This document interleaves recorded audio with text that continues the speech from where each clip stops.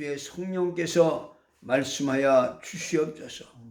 하나님의 말씀을 우리의 영혼, 우리의 심령 속에 담아주시고 우리가 이 험악한 세상 속에서도 우리는 주의 말씀 붙들고 좌로도 우로도 치우치지 아니하며 흔들리지 아니하며 영원한 그 나라까지 힘차게 발걸음 내딛게 하여 주시옵소서. 이 시간도 성령이 말하게 하심을 따라 입술을 주장하시고 인도해 주셔서 성령의 말씀을 증거할 수 있도록 붙들어 주시고 인도하시고 함께하여 주시옵소서. 우리 구주 예수님의 이름으로 기도하옵나이다. 아멘. 아멘. 오늘은 우리가 봉독한 말씀을 통해서 하나님의 어린 양이라고 하는 이런 제목으로 같이 은혜를 받도록 하겠습니다. 하나님은 살아계신 유일하신 신이십니다. 그가 세상에 독생자를 보내셨으니 그는 하나님의 어린 양이십니다. 그래서 세례 요한은 요한복음 1장 36절에 그랬어요. 예수께서 건의심을 보고 말하되 보라 하나님의 어린 양이로다 라고 이렇게 말했습니다. 그러므로 하나님의 어린 양을 모르면 진리를 모르는 것이고 또 진리를 모르면 영혼의 자유를 얻지 못한다라고 하는 것입니다. 영혼의 자유가 없으면 반드시 그는 지옥불로 들어갈 수밖에 없다. 그러므로 하나님이 자기 아들을 율법대로 내주시고 그리고 형벌과 저주를 이렇게 받게 해주셨습니다. 그리하여 십자가에서 저주를 받는 그를 가리켜 하나님의 어린 양이라 이렇게 칭하셨으니 이는 바로 인류를 대신해서 저주받는 양이라고 하는 그런 뜻입니다. 율법에는 이를 이제 아사셀 양이라고 이렇게 말하고 있습니다. 레위기 16장 21절 22절에 보면 아론은 그의 두 손으로 살아있는 염소의 머리에 안수하여 이스라엘 자손의 모든 불의와 그 모든 범한 모든 죄를 아뢰고 그 죄를 염소의 머리에 두어 미리 정한 그런 사람에게 맡겨서 광야로 이제 보낼지니 염소가 그들의 모든 불의를 지고 접근하기 어려운 그런 땅에 이르거든 그는 그 염소를 그 광야에 놓고서 놓을지니라 라고 이렇게 말했어요. 다시 말해서 이것은 양을 이제 우리가 그 어린 양을 우리는 알아도 아사셀 양을 모르면은 심령에 자유할 수가 없다라고 하는 것입니다. 요한복음 8장 36절에 했어요. 예수께서 말해서 아들이 너희를 자유롭게 하면 너희가 참으로 자유로우리라 라고 이렇게 말씀했습니다. 영혼이 자유해야 하나님의 자녀가 되고 자녀요 또 그의 성령이 우리 속에 역사를 하시는 것입니다. 그러므로 이스라엘은 하나님의 어린 양을 알아야 하고 우리 이방인은 하나님의 아들을 알아야 구원을 받습니다. 십자가에 달리신 그는 그 당시에 하나님의 어린 양이셨고 그가 부활하신 이후로는 이제 아사셀 양이 돼서 그러므로 하나님의 뜻대로 아사셀 양을 광야로 보내라 그러면 당신이 양심의 자유를 참 자유를 얻으리라 라고 이렇게 했는데 하나님은 살아계신 유일하신 하나님이십니다. 이는 하나님 앞에도 살아계실 뿐만 아니라 앞으로도 살아계실 뿐만 아니라 영원히 살아계신 그런 분이 우리 하나님이십니다. 하늘과 땅에 무수한 그런 신들이 존재를 하지만은 영원전부터 존재하는 그런 신은 없습니다. 그 신들은 지음을 받는 그런 날부터 이제 그 신은 영원히 존재하죠. 그러나 하나님은 유일하시게 영원전부터 영원히 살아계신 분이시다. 성령은 존재하시기 때문에 모든 것을 아시는 그런 지성을 가지고 계실 뿐만 아니라 또 전능하시기 때문에 우리 인간의 불행을 해결하는 그런 능력 궁휼하신 그런 사랑의 감성을 가지고 계시다. 또한 영원히 변하지 아니하시기 때문에 영원토록 동일하시다라고 하는 것입니다. 그래서 이제 바울은 그래 고린도전서 2장 10절 이하에 보면 오직 하나님이 성령으로 이것을 우리에게 보이셨으니 성령은 모든 것 곧 하나님의 깊은 것이라도 통달하신다. 사람의 사정을 사람 속에 있는 영 외에 누가 알랴. 이와 같이 하나님의 사정도 하나님의 영 외에는 아무도 알지 못한다라고 이렇게 말했습니다. 예수 그리스도께서 성령을 받으라고 말씀하신 것은 하나님의 성령의 그 전지전능하신 인격으로 우리와 함께 성령에 계셔서 우리를 돕고자 하신다는 그런 뜻을 나타내신 것입니다. 성령은 거룩한 영이시기에 거룩한 곳에 임하시는 것입니다. 예수 그리스도께서 십자가에 피 흘려 죽으시고 그 더럽고 추악한 모든 죄를 도말하시고 죄에서 구원하신 그 은혜를 알고 믿는 회개한 그런 심령에 임하시는 것입니다. 그러므로 예수 그리스도께서 회개하라고 말씀하신 것은 회개하는 자의 죄를 담당하시려 하시는 것입니다. 또 회개하는 자의 죄를 해결하셨다는 사실을 그의 죽으심을 통해서 알리셨고 또 성령으로 나타내셨습니다. 그러므로 성령은 예수 그리스도께서 죄와 사망과 권세를 이기시고 영광을 받으신 후에 임하신 것입니다. 요한복음 7장 39절에 그랬어요. 이는 그를 믿는 자들이 받을 성령을 가리켜 말씀하신 것이라. 받을 성령. 예수께서 아직 영광을 받지 아니하셨으므로 성령이 아직 그들에게 계시지 아니하더라라고 이렇게 말씀했습니다. 이것은 뭐냐면 바로 예수님께서 영광을 받으시고 영광 보좌에 가신 다음에 아버지께 성령을 구해서 너에게 주시라고 이렇게 말했습니다. 그러니까 이와 같은 작업을 위해서 말씀이 육신이 되어 세상에 잠시 동안 계셔서 속죄의 은총을 허락하시려고 그래 고난의 생애를 다 이루시고 부활 승천하셨습니다. 그 하나님 우편에 앉으신 이가 바로 인자요 하나님의 아들이시니 곧 예수 그리스도십니다. 사도행전 7장 56절에 보면 그 스데반이 마지막 돌에 맞아서 순교하면서 그는 이렇게 고백했습니다. 보라, 하늘이 열리고 인자가 하나님 우편에 서신 것을 보노라 라고 이렇게 그런 순교하면서 증거를 했던 것입니다. 첫째, 살아계신 하나님은 그를 믿는 자들에게 분명한 체험을 주십니다. 죄사함 받고 성령이 임한 자들에게는 그 나타나는 표적인데 이 표적 중에는 방언도 여기에 한 표적입니다. 살아계신 하나님은 그를 믿는 자들에게 분명한 체험을 주십니다. 방언은 하나님께서 그를 믿는 자들에게 나타내시는 주시는 그런 체험이다 이거예요. 사도행전 2장 4절에 보면 그들이 다 성령의 충만함을 받고 성령이 말하게 하심을 따라 다른 방언으로 말하기를 시작하니라 그랬습니다. 예수를 믿지 않고 예수를 모르는 자에게는 성령이 임하실 수가 없고 성령이 임하지 않으면 방언을 말할 수가 없는 것입니다. 예수님께서도 마지막 그 마가복음 16장 17절에 그랬죠. 믿는 자들에게는 이런 표적이 따르니 무슨 표적이에요? 저희가 그 내일부로 새 방언을 말한다고 했어요. 새 방언을 말하며 이렇게 예수 그 이전에는 이런 예수를 믿는 사람이 아무도 없었으니까 방언을 말하는 사람도 없었다 이거. 그 방언은 약 2000년 전 오순절에 마가다락방의 제자들에게 처음 임하셨습니다. 성령 강림과 이 방언은 자연현상이 아닙니다. 이건 자연이 무의되는 그런 자연현상이 아니라 예수께서 승천하신 후에 비로소 이제 시작된 것입니다. 그래서 천하 각국에서 온 경건한 그 유대인들이 오순절에 그 방언하는 소리를 듣고서 그들이 놀랐다 이게요. 그들이 놀라는 것은 이전에는 그런 것이 없었기 때문에 없었던 그런 까닭이다 이게요.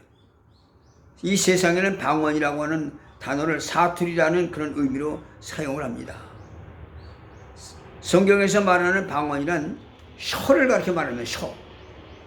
그러니까 새 방언을 말한다고 하는 것은 다시 말하면 새 혀를 받았다는 것입니다. 하나님께서 주신 새 혀는 이 사람 사이에 소통하는 의사소통을 하는 이런 혀가 아니고 고린도전서 14장 2절에 있는 말씀같이 방언을 말하는 자는 사람에게 하지 아니하고 하나님께 하나니 이는 알아듣는 자가 없고 영으로 비밀을 말함이라 그랬습니다. 방언은 우리가 알아듣는 것이 아닙니다. 그 알아듣지 못하는 게 뭐하느냐.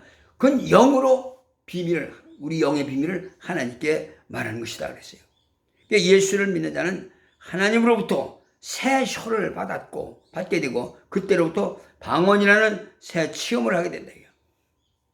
예수님께서도 성령의 역사에 대해서 이렇게 말씀했어요. 마태복음 12장 28절에 그는 내가 하나님의 성령을 힘입어 귀신을 쫓아내는 것이면 하나님의 나라가 천국이 너에게 임하셨느니라 그랬어요.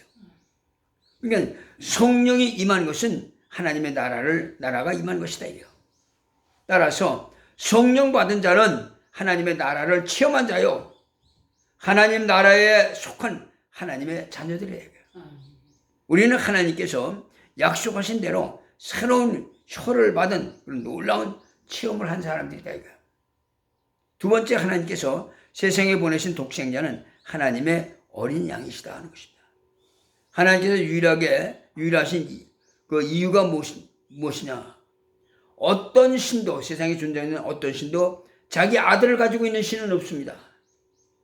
그러나 하나님만이 유일하게 독생자, 곧 본체의 형상이신 바로 이를 이 땅에 보내셨습니다.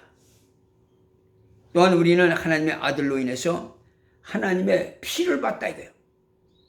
그 하나님의 말씀은 곧 로고스라고 그러고, 곧 하나님의 핏불이, 로고스는 하나님의 핏불인 옷을 입고 있는 그런 말씀을 가르쳐 말하는 것입니다.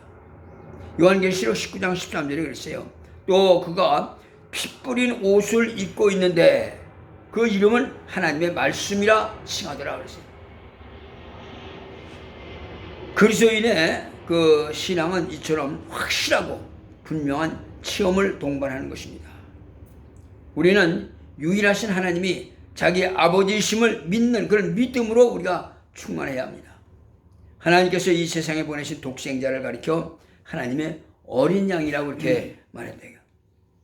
우리는 하나님의 어린 양이 무엇을 의미하는지를 제대로 알아야 합니다. 과거 이스라엘은 1500년간 모세와 선지자들로부터 율법을 배워왔습니다. 하지만 그들 중에 어느 누구도 하나님의 아들을 알지 못했습니다. 그들은 다만 출애굽 때부터 어린 양에 대해서만큼은 분명하게 알았다 이거야. 성경이 말하는 어린 양은 1년 된 그런 양을 가리키는 것이어서 이스라엘 사람들은 제물을 드릴 때 반드시 그 1년 된 양을 사용했습니다. 그러니까 이스라엘이 신의 산을 출발해서 예루살렘에 도달할 때까지 1500년간 그 수많은 셀 수 없는 그런 많은 어린 양들이 피를 흘렸습니다. 이는 범죄한 이스라엘의 죄를 대속하기 위해서다. 이런 어린 양은 예수 그리스도에 대한 하나의 모형이자 예언이었습니다. 죄값은 사망이요, 사망의 결과는 지옥이라고 하는데 지옥에 들어갈 죄에서 벗어나는 것이 바로 성경이 말하는 구원이다. 그러니까 율법은 사람을 정죄하는 법이죠.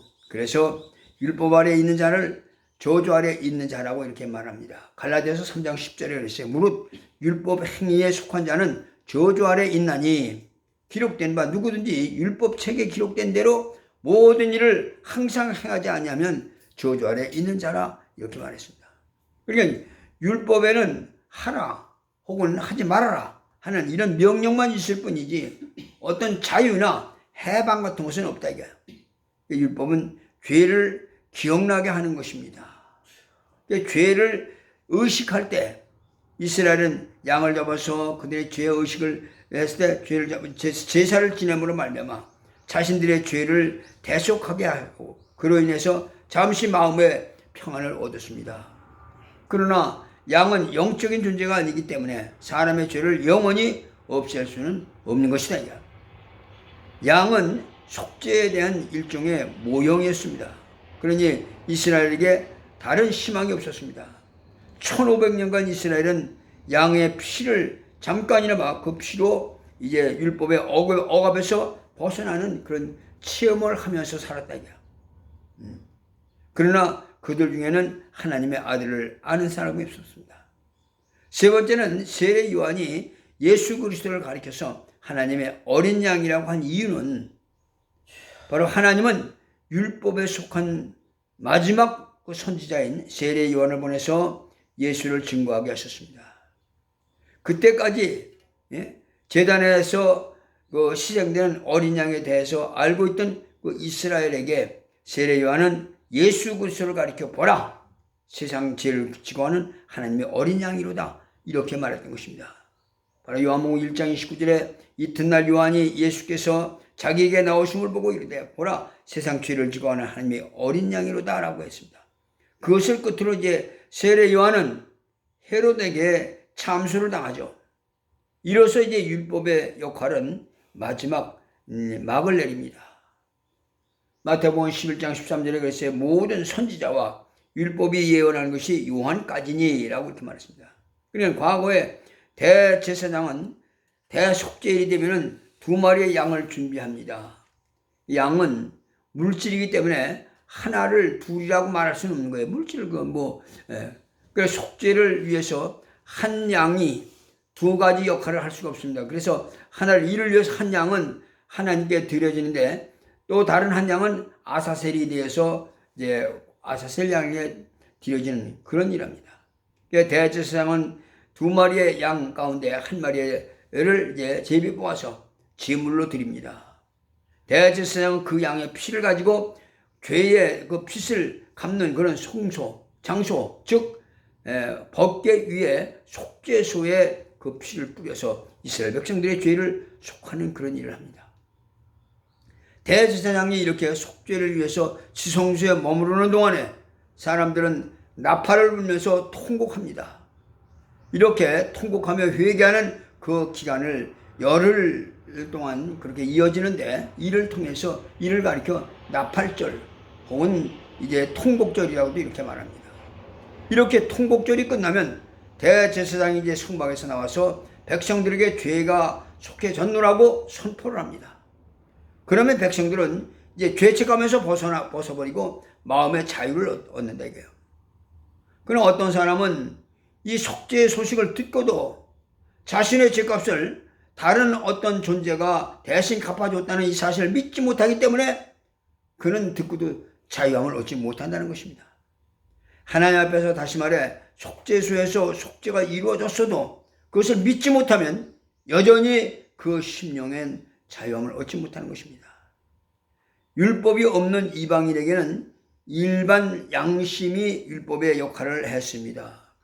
로마서 2장 14절 15절에 보면 그랬어요. 율법이 없는 이방인이 본성으로 율법의 일을 행할 때에는 이 사람은 율법이 없어도 자기가 자기에게 율법이 되나니, 이런 사람은 그 양심이 증거가 되어 그 생각들이 서로 혹은 고발하며 혹은 변명하여 그 마음에 새긴 율법의 행위를 나타내느니라 라고 이렇게 말씀합니다. 그러니까 이방인들은 자기 양심이 그 율법의 역할을 했습니다. 그러므로 양심의 가책을 받은 사람은 멸망하게 되는 거죠. 양심은 사람에게 자유와 은혜를 주지 못합니다. 그러므로 이방인은 양심으로부터, 이스라엘은 율법으로부터 자유를 얻어야 한다는 것입니다. 성막에서 나와서 이제 속죄를 선포한 대제사장은 2마리의 양 가운데 1마리를 양을 그 머리에 안수하고, 그리고 이제 백성의 죄를 거기에 고한 다음에 이때 수많은 사람들이 그 죄목을 일일이 다 이제 열거할 수가 없으니까 대제사장은 이 백성은 모두가 죄인입니다 하고 이렇게 고백을 하고 거기에 이제 그러면서 이스라엘 백성들의 죄를 그 양에게 옮깁니다. 그 양은 이제 광야 무인지경인 아사셀에게 보내지는 것이죠. 그리고 이 아사셀이란 죄를 짊어진 어린 양을 이제 잡아먹는 괴물인데 아무도 그것을 아사셀을 본 사람은 없다고 해요. 죄를 짊어진 어린 양은 광야에서 아사셀에게 먹혀 흔적도 없이 사라지고 다시는 이스라엘 진영으로 돌아오지 못합니다.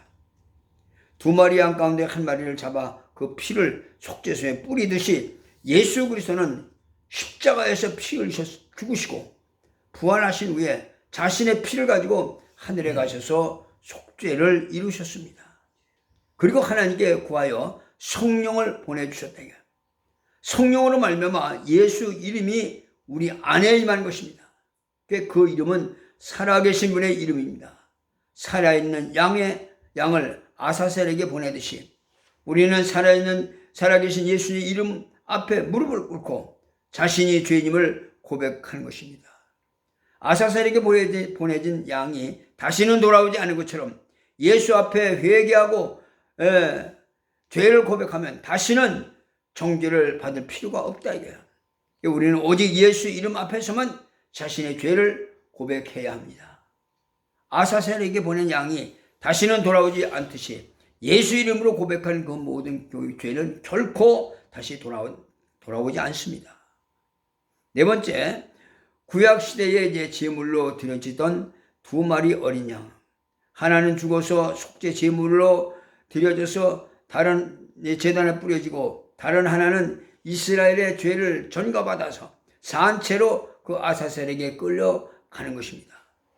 두 마리의 양은 두 가지 역할을 다 합니다. 하나는 죽어서 속죄 제물이 뛰고 다른 하나는 살아서 아사셀이 갑니다. 이와 마찬가지로 십자가에서 죽으신 예수는 자기 피를 가지고 하늘에 가셔서 살아계신 예수는 우리의 고백을 들으심으로써 다시는 죄가 우리를 지배하지 못하게 하십니다.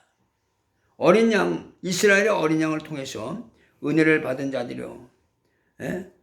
또 우리는 하나님의 아들을 통해서 은혜를 받은 자들입니다. 은혜 받지 않은 자는 기도를 상달시킬 수가 없는 것입니다. 오늘 보면 로마서 8장 15절 16절에 너희가 다시는 무서워하는 종의 영을 받지 아니하고 양자의 영을 받았으므로 아바 아버지라 부르짖니라. 성령이 친히 우리 영으로 더불어 우리가 하나님의 자녀인 것을 증거하시나니라고 이렇게 말했습니다. 그러므로 성령으로 아니하고는 예수를 주라고 신할 수가 없다라고 하는 것입니다. 고린도전서 12장 3절에 그랬죠.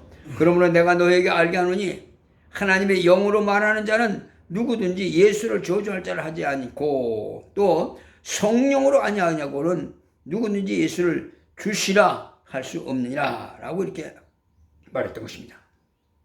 우리가 하나님의 자녀가 된 것을 성령이 확실히 증거하십니다.